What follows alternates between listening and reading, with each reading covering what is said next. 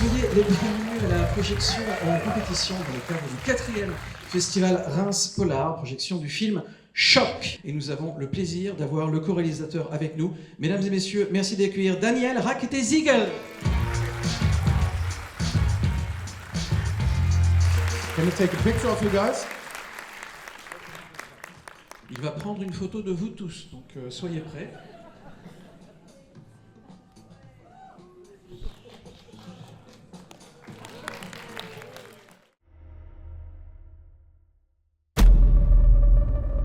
Was machst du in so einem Laden? Die Leute rufen mich an und ich komme vorbei. Was für Leute? Die Leute, die nicht ins Krankenhaus können.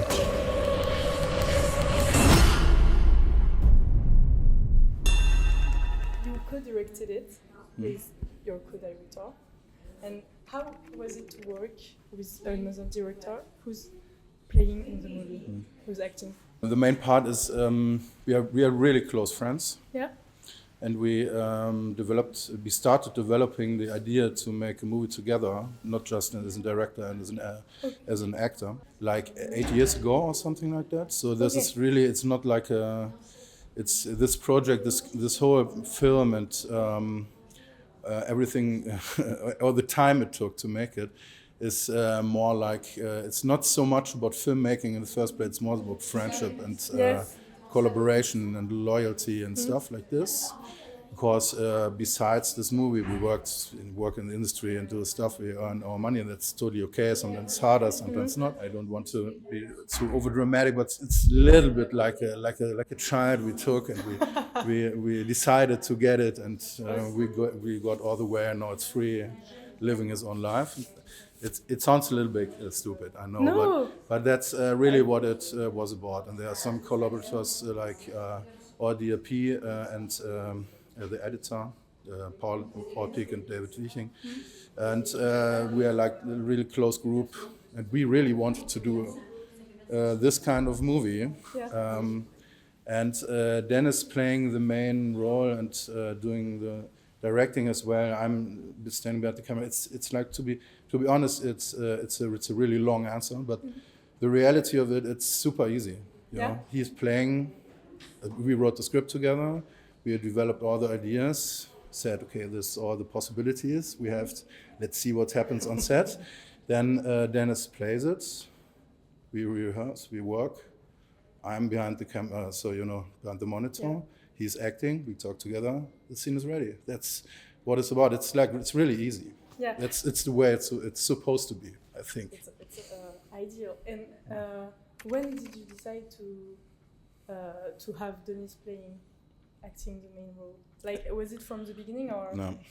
No. And the first idea was for Dennis to really focus on directing, because he's in Germany a little famous as an actor. Not as a director, it's his first piece. We wrote it for a friend of us, and when we shot this movie and prepared this movie, it was like in this Corona, COVID times, and some things happened, and the friend of us who we wrote it for, he had a little bit of problems in timing, and he was not so 100% committed, to be honest, which was totally okay. We talked open about it. And then we decided, okay, Dennis could play it, but that's really what we didn't want it. So he should be able to, that's what we wish for, is he not playing at all. So in the first place, it's bad English, but I hope you understand what I mean. That really changed the movie after that. When we decided, Dennis said, okay, I'm going to do it. It really changed the story as well.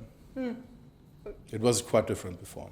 Okay. All this Italian stuff never happened in the version before. It was something else, something magically stuff else. Okay, since we're at the Polar Festival, how would you say your film is a polar one? Because like in French we say film policier, like police movie. And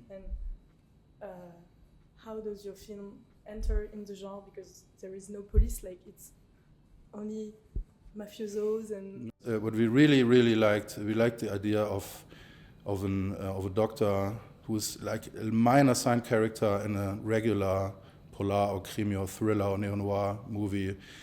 Some like this really small role, the guy who comes into the room and does something and is never be seen again. We really like the idea to make a classical movie with an absolutely side character and tell it from a complete different perspective. Maybe like from a script standpoint, this determined a lot of stuff we really love and a lot of the stuff that was really hard to get into a coherent story. Because there's so much stuff Bruno cannot experience. He doesn't know like 90% of the stuff that's happening. Yes. Because as we as audience too, we don't know what the fuck is happening there. Yes. That's what we try to do. It was a bit confusing at some times. Yeah, confusion is good. Yes. Thanks a lot. Thank you very much. And bravo. Merci. Thanks. Thanks. Cool. See you all soon. Yeah, maybe we'll see you Bye-bye. soon. Bye.